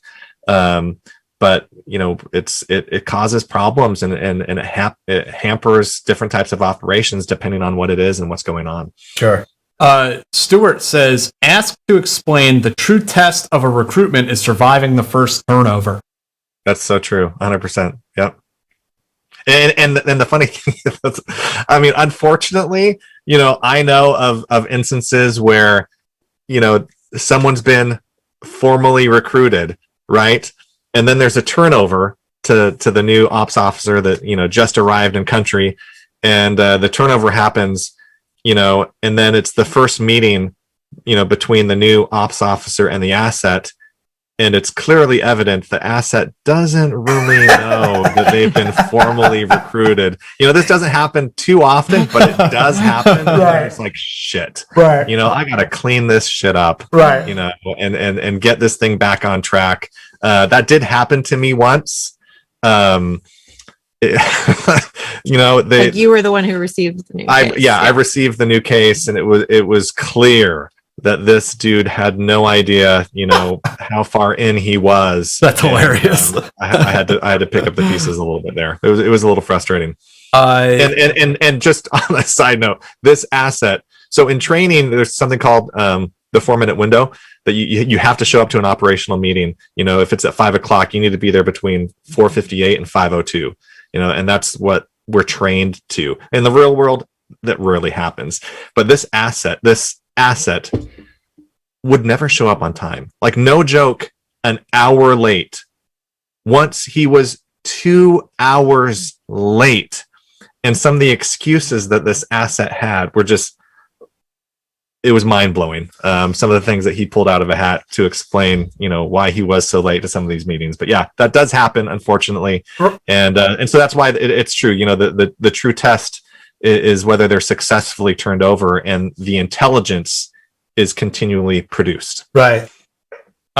Jerry asks, what do you think about the agency outsourcing most of the jobs to contractors? Maybe that is a problem. Maybe they just can't keep up with the new stuff. I guess he's asking if the agency relies on contractors too much. I don't know what the Context. I don't know the context or what the current reliance on contractors would be, but I didn't work with a ton of contractors when I was there, to be perfectly honest. I think I encountered them sometimes, but more often than not, it was really staff officers. So yeah. Well, and at CIA headquarters, definitely there's tons of contractors there. And so, but overseas, no, I mean, some war zone areas, we do have contracting security personnel, etc. But it's more prevalent at headquarters. There are a lot of contractors there that are contracted by the agency, but then also other contractors that are contracted by other agencies and other companies, et cetera, to serve those roles and those functions. And so what the current numbers are, I'm not quite sure, but definitely not overseas. I know a big thing at least for like the NSA and like the SIGINTers, the military SIGINT people who would work at the NSA or whatever, they would finish up their tour with the military and then, get a job with whomever. I don't know who hires them, whether it's SAIC or Raytheon or whomever, but then they'd show up the next day, sit in the exact same seat, making 3 times as much money. But, but they were, at that point, they were a contractor, but they were just... Yeah, I definitely. Same thing at the agency. Someone retires on a Friday. Yeah. Right. And then they come back on Monday as a contractor. Right. So it's, that definitely exists. Those companies exist, and that definitely happens for sure. Headquarters. Gopez says, great insights. Would you let your kids join the agency or the IC? How would you guide their journey to entry? Yeah, I mean, if they wanted to, and we've talked about this before, we're definitely supportive. I think, language skills, especially for what we both did, are really important. And not just language skills, but exposure to life overseas and different cultures. I mean, it can't be stressed enough. It's not for everybody. Learning a new culture and learning new languages, moving every 2 to 3 years, especially if you're doing overseas tours, it's not for everybody. But then there's some people that just love traveling. They love exploring and having new adventures and learning languages and learning about new cultures. And so I'd say, that's something we've encouraged, our kids to do when we can, pre-pandemic. We haven't really, this is the longest I've gone in my adult professional career without traveling overseas since this pandemic started. And so I'm looking forward to where things, truly open up and things are a little bit easier. But I mean, I think, we would love it. I mean, if our kids decided to go that route, so I think we've talked to them. I mean, since the bigs were 8 is when Ryan first told them that he worked at CIA when he was still there. And we talk about that in our book in terms of the context of trust and loyalty, trusting an 8-year-old with information, that you're working undercover. Mm-hmm. I mean, can sound like a really big deal to someone who doesn't understand, how we approach trust and loyalty in our family. From a very early age.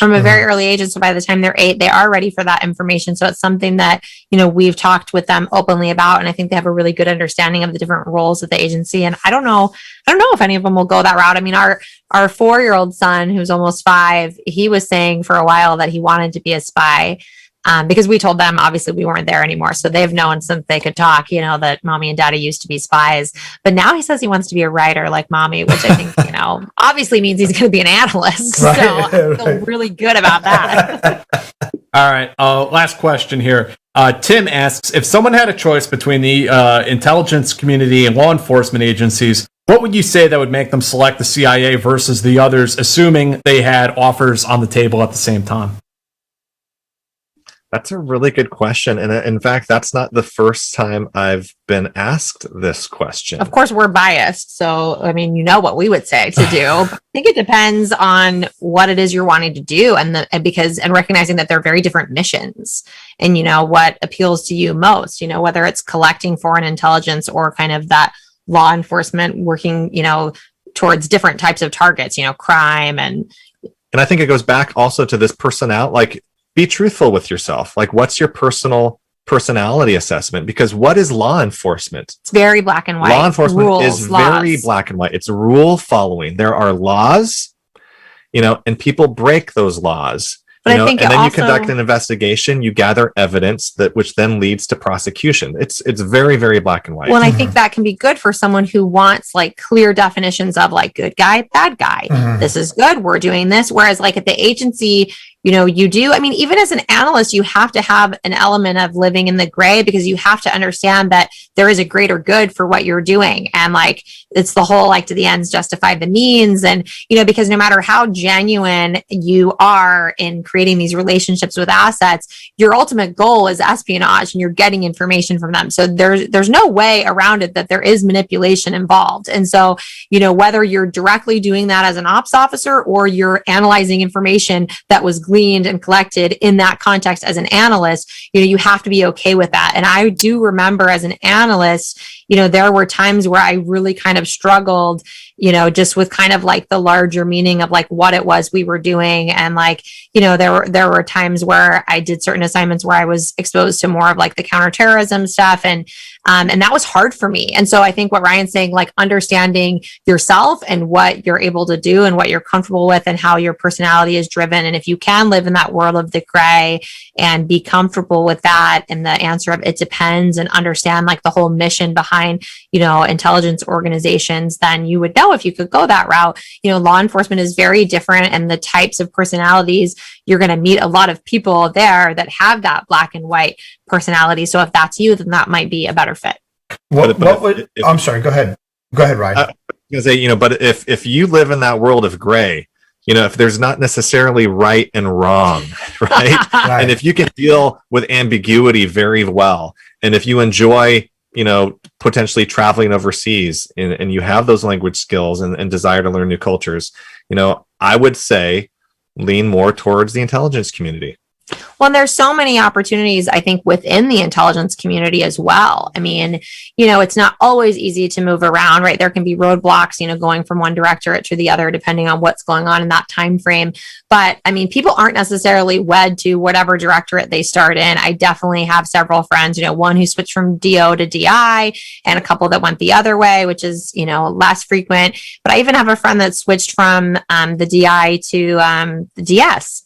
And so people end up finding something that's a better fit for them. And I just think like there really is something for everyone at the agency. So I don't know. We're biased, obviously. We say go the intelligence community route. Well, and there were also police officers that went to the farm with me, former police officers. There were FBI people, that were in the FBI, but then they made the transition to, to CIA. And I'd say there's more of that than CIA officers going to FBI or CIA officers going to be a police officer. Yeah, it reminds me of we did an interview with Jeff Butler, who was a SEAL, and then he was a ops officer, and he got out for a lot of the same reasons you did, family reasons, wanting to be home around his kids. And Jeff was like, he ended up going to the fire department. He was like, going to be a police officer after I had a whole career in the CIA as a professional liar. Like, I just can't do that. It doesn't jive. No. Yeah. So I will say, from like Ryan mentioned, the family perspective, there are so many tandem couples and people who do tours overseas with their kids. And, the Biggs were able to do that, and they grew up overseas and had amazing experiences. And really for us, it was really just a situation of we, couldn't take the kids with us, and we weren't willing to go without them. But, otherwise we would still be in. So like we would encourage people, if they do have families or they're planning on having families, that, not to discount this, because I think it is, possible, and there could be great opportunities for kids overseas. And they take very good care of you, from housing to international schools, et cetera, et cetera. It's just very family friendly. And like Christina said, tandem couples, there's a reason why there's a lot of tandem couples at the agency. It's because it's an incestuous organization, dating in the best way, like dating people from within that understand the lifestyle and understand the training and what you're going through, and realizing, you might have to go on an op for a week or two, without much contact back home. It does make life a lot easier dating from within. Sure. Christina and Ryan, show us the book again. Tell us the title. Tell us where people can find it. So the book is called Licensed to Parent: How My Career as a Spy Helped Me Raise Resourceful, Self-Sufficient Kids. And it is on sale from Penguin Random House.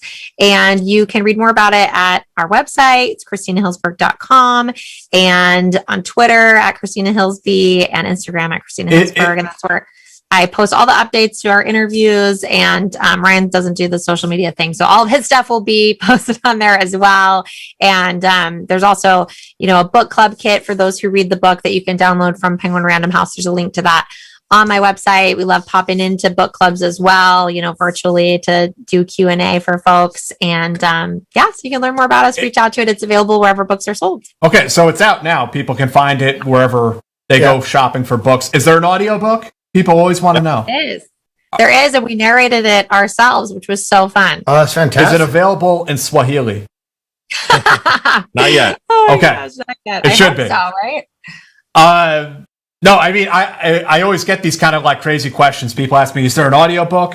And then they look up at me after I say yes. Like, is it available in Polish? I'm like, come We on. hope so. It's going to be available in Ukraine. Ukraine and Oh, really? Cool. Taiwan, Hong Kong, and so Awesome. working on international rights and translations. Oh, that's fantastic. And plug your social media. Where can people find you out there in the world? So on Instagram, I'm at Christina Hillsberg, and on Twitter at Christina Hillsby. And like I said, website is ChristinaHillsberg.com. And you can follow all of our updates. And so you're a writer. I mean, is there going to be another book? What are you working on now? I have a couple proposals of things in the works. And actually, another exciting thing that we're working on, we actually sold rights to Imagine Entertainment, which is Ron Howard and Brian Grazer's production company, for a TV series for licensed to parents. Cool. So that's something really exciting that we're involved with the team there on. So a scripted TV series about, a spy couple with kids. And that sounds fun. Yeah, congratulations. It's awesome. Yeah. That sounds fantastic. So, anything that I have failed to mention? Any final thoughts before we punch out for tonight? This has been a really fun episode. I really appreciate you guys taking the time tonight. Thank you. Yeah, thanks for having us. Really appreciate it. And I want to thank everyone who joined us live tonight and everyone who's going to watch this over the next couple weeks. Really appreciate you joining us tonight. Please remember to like, share, and subscribe to the channel. Hit that little bell icon so you get notified whenever we go live. You can find us on Instagram. If you look down in the description, there's a link to our Patreon. And there's merch, too, if you want to get T-shirts and so on. In next episode, we're going to have Tony Brooks on. Tony is the author of a book. If you guys want to get a head start, Leave No Man Behind, the untold story of the Rangers' unrelenting search for Marcus Luttrell, the Navy SEAL lone survivor in Afghanistan. So Tony was one of the SEALs that got spun up to go search for Marcus Luttrell after the Operation Red Wings, debacle. One of the SEALs? So it's the SEALs. So it's sort of the untold story about the search and rescue mission after the fact. So I hope you guys will join us next Friday. We look forward to talking to Tony about that. Christina and Ryan, thank you so much again. This has been a really fun episode. Yeah. Thank you so much. And we'll see everyone next week.